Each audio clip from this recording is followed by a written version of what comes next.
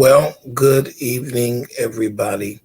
I hope everybody's doing well. Just want to come on and share some information um, that I have. Um, that I have come into the knowledge of. Um, Very interesting conversation. And so I want to get into this conversation tonight and on Can We Talk? And so let's just have this wonderful conversation. I think it's very interesting time and day that we are actually living in. And I just want to share something very concerning, which is why I believe we live in the time that we live in. And yeah, so let's get into this topic. Father, touch us tonight in Jesus' name. Amen. All right. So I want to talk about a very interesting conversation.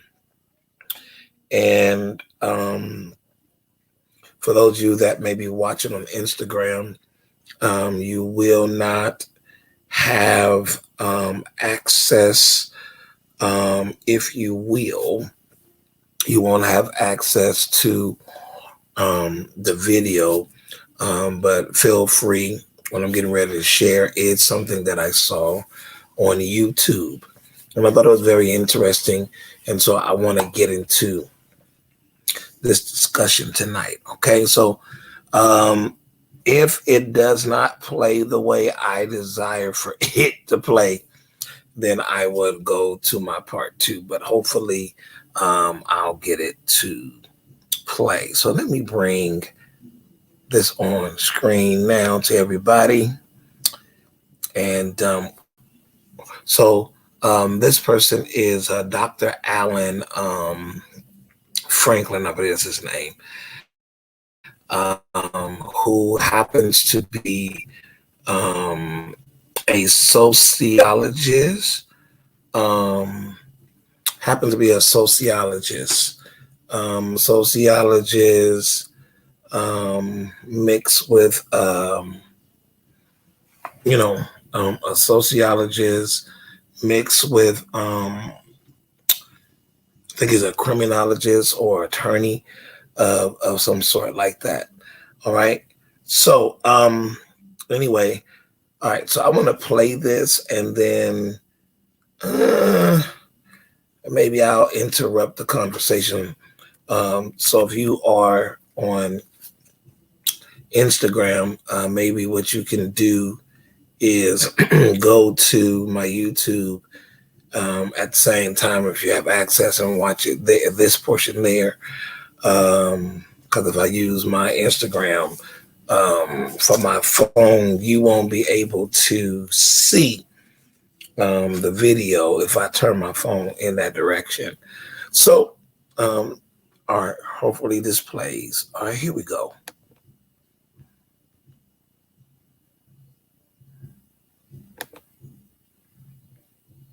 So my first question was, even the title of your book is pretty controversial, right? Because the subtitle is Minor Attracted Persons and Their Pursuit of Dignity. And many people are concerned that the designation of minor attracted persons or MAPS suggests that it's okay to be attracted to children, or they're worried that the term suggests that pedophilia is a sexual orientation, which they worry is a slander on LGBT people. So could you talk about why you use that term in the title and throughout the book? Absolutely. And thank you so much for that question. I use the term minor attracted person or MAP in the title and throughout the book for multiple reasons. First of all, because I think it's important to use terminology for groups that members of that group want others to use for them.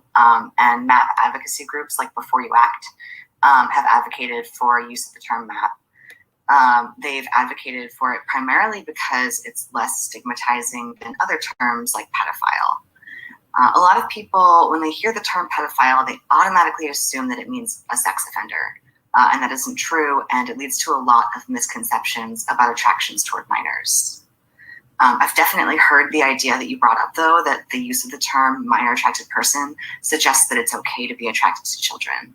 But using a term that communicates who someone is attracted to doesn't indicate anything about the morality of that attraction. From my perspective, there is no morality or immorality attached to attraction to anyone because no one can control who they're attracted to at all. In other words, it's not who we're attracted to that's either okay or not okay. It's our behaviors in responding to that attraction that are either okay or not okay. And I want to be extremely clear that child sexual abuse is never, ever okay. But having an attraction to minors, as long as it isn't acted on, doesn't mean that the person who has those attractions is doing something wrong.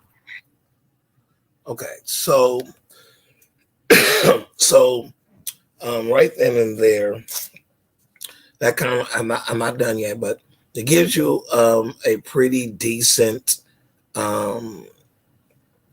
classification, if you will, of what what's considered minor attracted persons.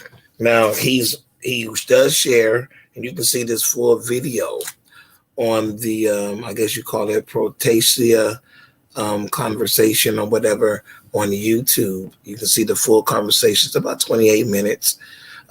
This particular doctor goes into conversation about it. He was rather a professor at the old Dominican, I think it is, Dominion, University. And he was there for a cool minute.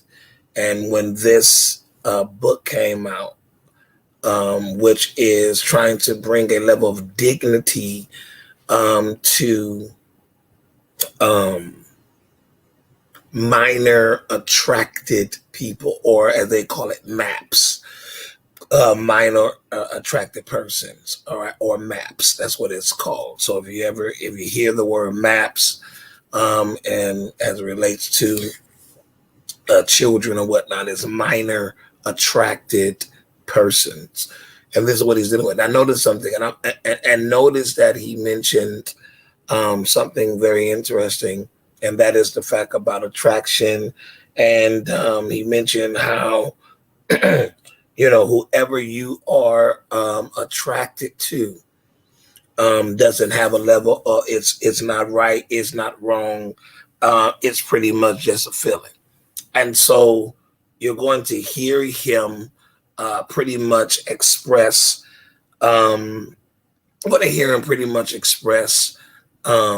his perspective on the difference between pedophilia and minor attracted persons. All right. So let's keep watching, and then maybe I'll chime in a little bit. I think we have a tendency to want to categorize people with these attractions as evil. As evil or morally corrupt. But when we're talking about non-offending MAPS, these are people who have an attraction that they didn't ask for, and one that is frequently they would give anything to change, but they find that they're unable to change those attractions. And most importantly, the people in my study did not act on them. Something else you brought up was the idea that using the term MAP could suggest that attractions to minors are a type of sexual orientation. Whether or not attractions to minors are a type of sexual orientation is not a question that can be answered with my particular research. My research touched upon the labels that MAPs use to describe themselves, though, and a lot of them have been really conscious about their choice of language because they don't want to slander, as you put it, lesbian, gay, and bisexual people. So they'll use language to kind of distance themselves from LGBT folks, which I talk about more in my book and in other articles that I've written. There's a lot that could be said about whether attractions to minors are in themselves a sexual orientation, and there's research that I cite in my book about that. But to me, that misses a larger and more important difference, which again is about attraction versus behavior. If we did consider MAPs to have their own distinct type of sexual orientation, there would still be a huge difference between MAPs and lesbian, gay, and bisexual people. And that difference is that MAPs have a sexual attraction that would result in a lot of harm if they acted on it. Whereas for LGBT folks, there's no harm in having consensual relationships with one another. So that's where the distinction lies. Again, it's really in that difference between attraction and behavior. And non-offending maps, by definition, do not abuse children, so their behaviors are moral. But they're still being subjected to this same idea that they're bad people, and they've often internalized that for themselves. So that's why I've used this subtitle, Minor Attracted People and Their Pursuit of Dignity, because a lot of the people I interviewed for the book have encountered people who have told them that they're bad people or monsters just because they're attractions, or that they feel that same way about themselves. And it's often a process for them to just stop feeling internally like they're monsters. Some of the people in my study have been going through this process for years, decades even, and some of them had just started it, maybe even just weeks before we spoke. Seeing my participants be so affected by the stigma against them was really hard because they were trying their best to be good people. So it was important for me to use language that was as non-stigmatizing for them as possible. There's kind of a lot to pick up there, but I guess the one thing I wondered if you could talk about a little more, just to start, is you know that the term pedophile is often used. I mean, people use it to mean people who are attracted to minors, but they also kind of use it to just mean people who abuse children. And I guess you sort of say that there's sort of a difference there. Could you talk about like what the difference is and like why it's important? Yeah, absolutely. So this is such an important topic to bring up, so thank you for that. It's funny because when I give talks and mention that pedophile doesn't mean someone who has committed a sexual offense and is instead referring to attraction, I still see phones come out because people will be Googling to see if I'm correct in my language choice or not. But yes, there's a big difference between MAPS and child sexual abusers. Pedophilia is a clinical term that indicates a sexual attraction to people who have not gone through puberty. MAP refers to someone who has preferential attractions to minors, and that can include children who have gone through puberty or not. And then child sexual abusers are people who have committed a sexual offense against a child. Many of these people are indeed MAPs. But first of all, there are many people who commit sexual offenses against a minor who are not attracted to children in general. We know that abusers commonly commit sexual offenses for reasons related to power, control, and access, not because of attraction. So many child sexual abusers are not MAPs. And then just as importantly, many MAPs never commit a sexual offense against a minor. That difference is important because when we don't understand that distinction, we make incorrect assumptions about the likelihood of offending amongst MAPs. This leads to people believing that just because someone is attracted to minors, they're likely to commit an offense. And we start to criminalize a population just because of their attractions. Not only is this a problem in terms of criminalization, but it also serves to heighten stigma against MAPs in general, which is a huge problem. Does it make it harder to sort of like... Okay. All right. So I'm going to exit from that. Okay, so I'm going to exit from that. Okay, let me see. Melody says, regardless if a person acts on what they're attracted to or not, there should be no okay to a person being attracted to a child. Shake my hand, Lord help us, is going to come a point where we need to hide our children from the world. I think what we need to come to the realization of is, number one, this is the time and this is the day that we live in, and we're literally going to have to deal with, face the different challenges in our lives.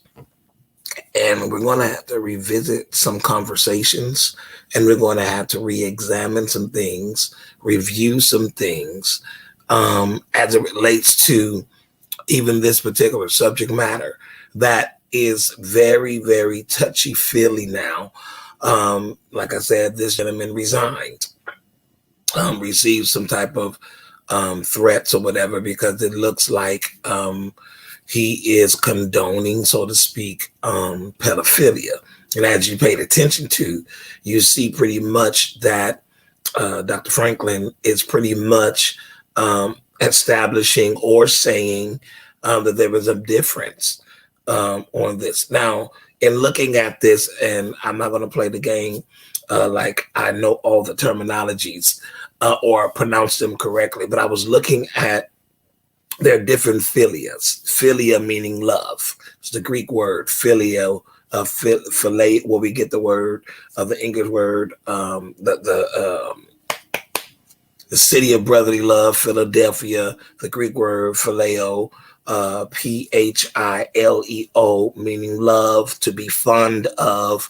So you have pedophilia, pedo, child, having a love for a child. There's another one that I found out is called hebophilia. I think that's what it is. And what hebophilia is connected to a goddess or a Greek goddess by the name of Hebo. And Hebo was the goddess of the youth.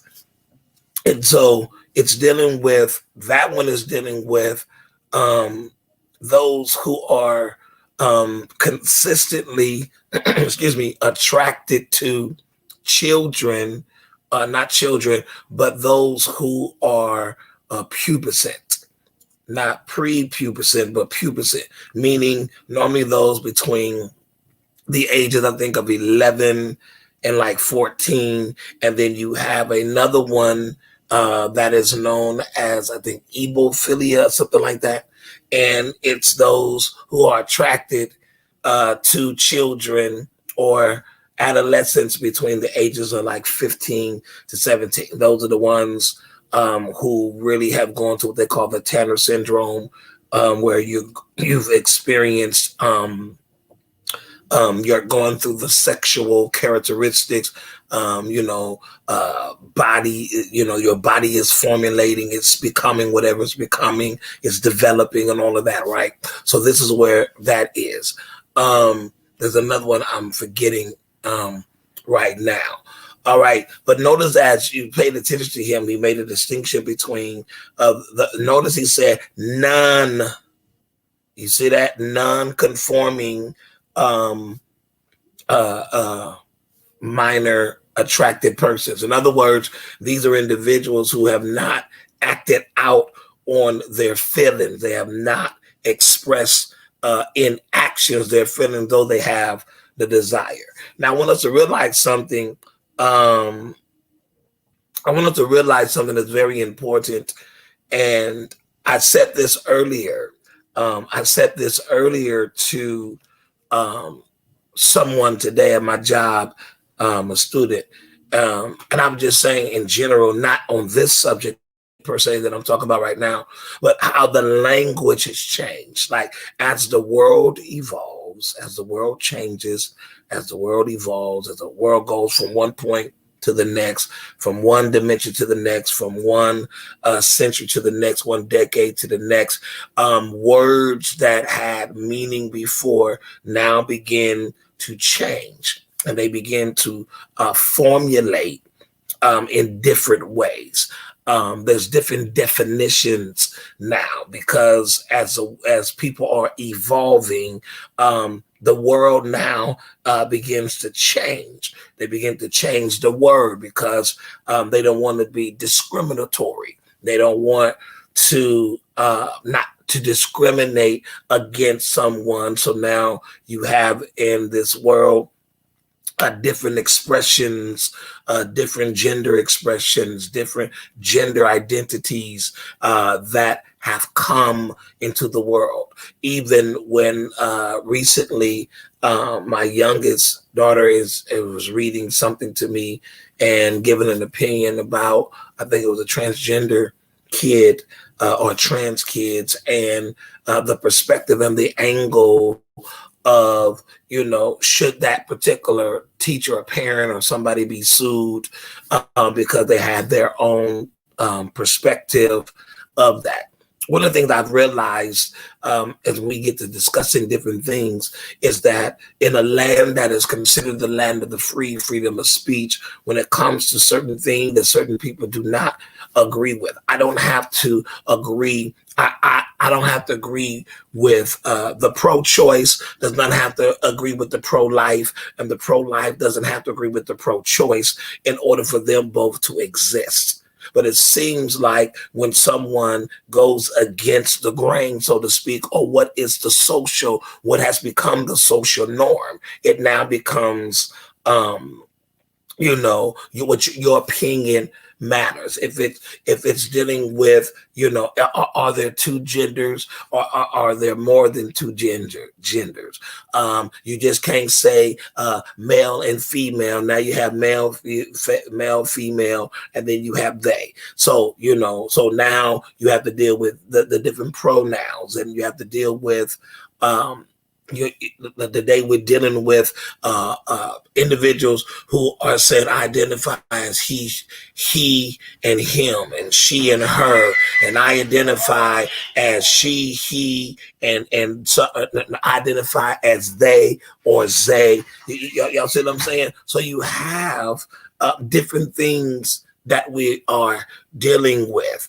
The perspectives, the right versus the left, the Democrat versus the Republicans, and all of this. And people can have, should I hold a gun? Should I not hold a gun? The gun holders are saying I should have my freedom to hold a gun. The non-gun holders are saying you should not have a gun because there's violence. And then those who are holding on, I believe, to the Second Amendment are saying we should have a right to use a gun or have a possession of a gun, because it's not people who kill people. It is guns that kill people. But then somebody said, what if the people didn't have the guns? Then nobody would be killed. And then you start going into all the battles. Should two men get married? Should two women get married? Should two family members get married? Can a person get married to their animal? So you start going through all these different things. And what I've told somebody back in the day, I said sooner or later in our world, we're going to start dealing more or less with topics or situations or topics that we once didn't have to I won't say have to deal with, but we didn't deal with sometimes, some of us, correctly. And so if you start opening up, as they would say, the Pandora's box, then you can't open up this box and then not allow this box to come open. And so now you have individuals that are, as this gentleman, this non-binary person who I believe was born female but non-binary. I'm not male nor female. All right. So you have this conversation of those who are under the umbrella, if you will, of this minor attracted persons, right? I'm attracted to a minor. I have this fetish, this orientation, this desire towards a minor. And even though I have this, I'm not acting out on what I'm feeling. And notice that he said, notice that Franklin says this. Franklin pretty much says there is no right or wrong. There is no right or wrong. And see, this is the problem I have. This is the problem I have, that when it comes to certain subjects, it's considered no absolute. There's no absolute when it comes to morality. And now everything now becomes relative. And what's wrong for you is not wrong for me. And what's right for me may not be right for you. And so it comes where, in the words of Jonathan McReynolds, we have to realize there's no gray. But then, it's either black or it's white. See what I'm saying? It's no gray when it comes to certain conversations. But of course, we don't want to have this conversation. And so let me read something to you. It is said here, and I don't think I've mentioned that part within. I don't know if I can put it on the screen or not, but it has been said. I don't know. Let me see if I can put this on the screen, what I want to share. Let me see if I can put this on the screen as I'm reading it. Let's see if I can put it on the screen. So he talks about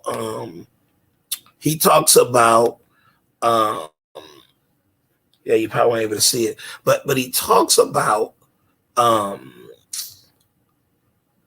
something that is called before you act, or something like that. And this is an organization that pretty much helps individuals who are minor attracted. All right. So let me see. He's let's see. Before you act, that's what it's called.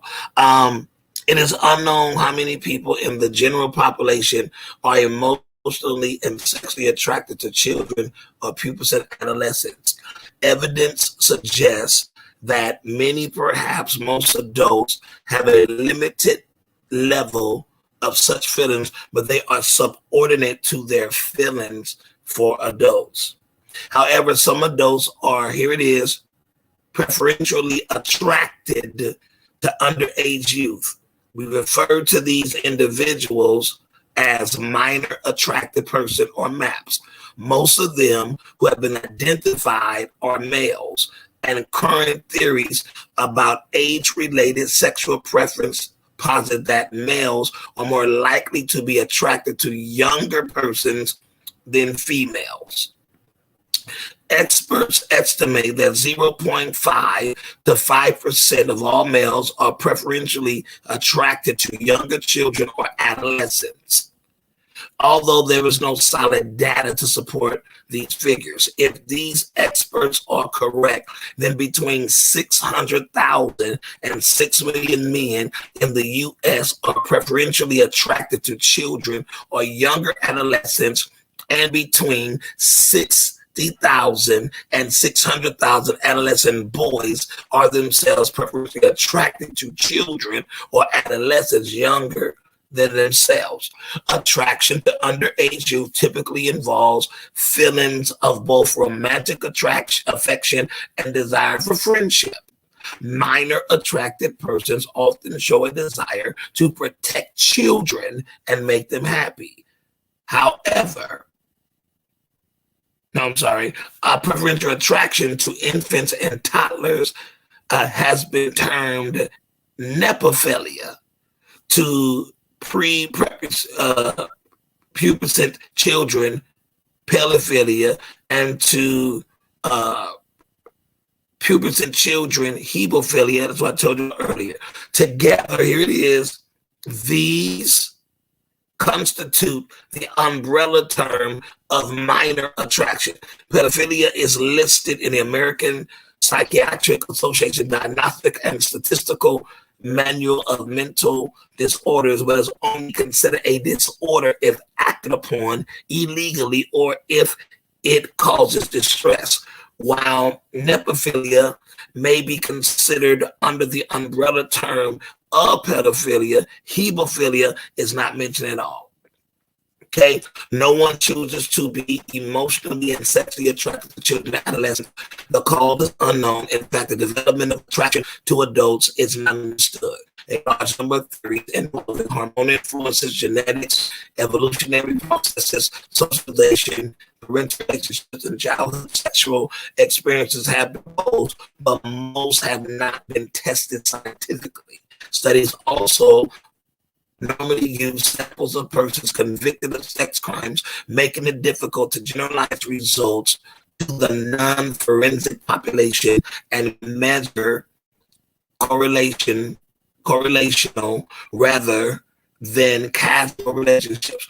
Evidence for heterosexuality seems scant at best. Current research has largely been done in the field of neuropsychology. Several studies implicate structural and functional differences in parts of the brain that may lead to a preferential attraction to children, while others suggest childhood head traumas. But causation in the general population has not been established. There is no evidence to support the common belief that attraction to children or adolescents in adulthood is due to sexual activity with an adult during childhood. Now, what you can do, you can go look this up for yourself.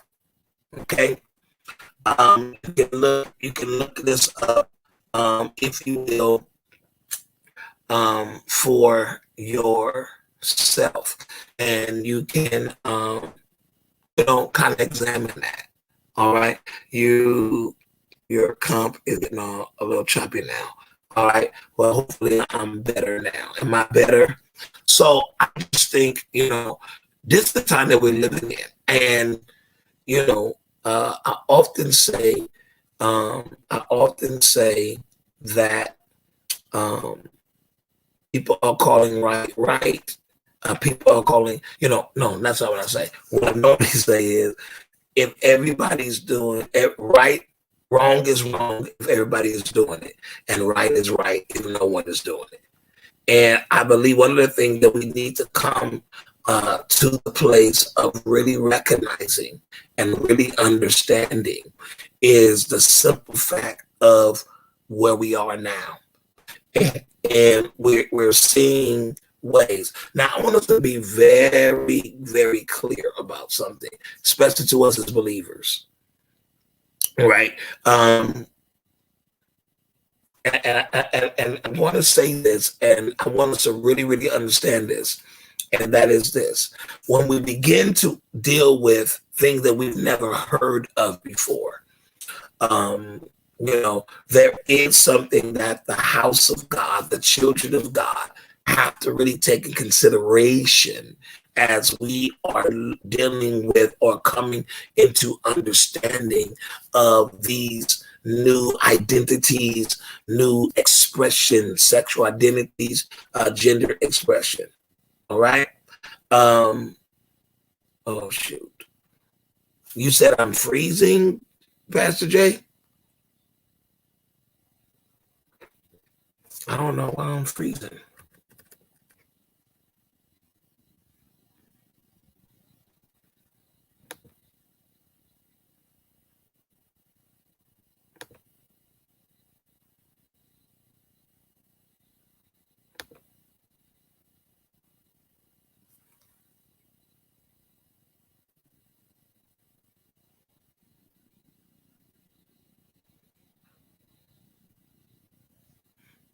Okay. It's amazing because it's not showing me I'm having difficulty with my connection.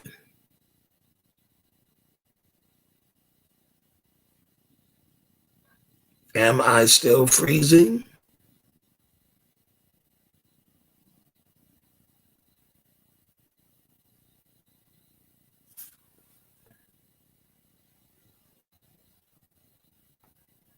It's freezing and your words are being delayed.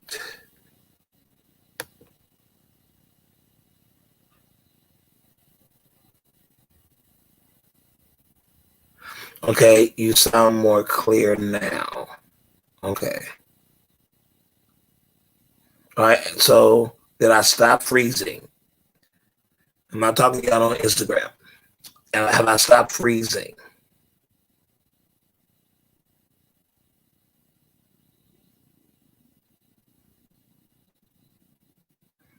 Oh yeah, your screen is freezing, but you were choppy at first. So my screen is still freezing.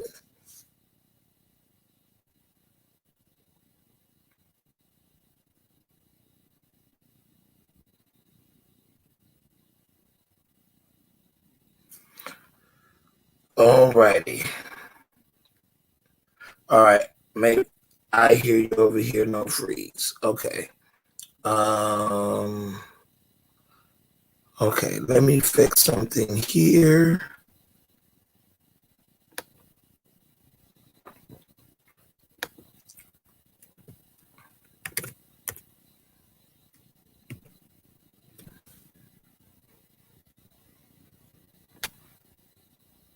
I don't know why I'm freezing like that.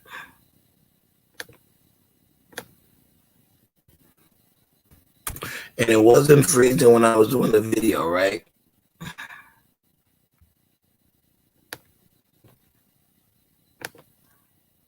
All right, so I'm gonna go out and then I'm gonna come back in and I'm gonna finish this conversation up. I'm gonna keep Instagram on, but I'm gonna come back in. All right.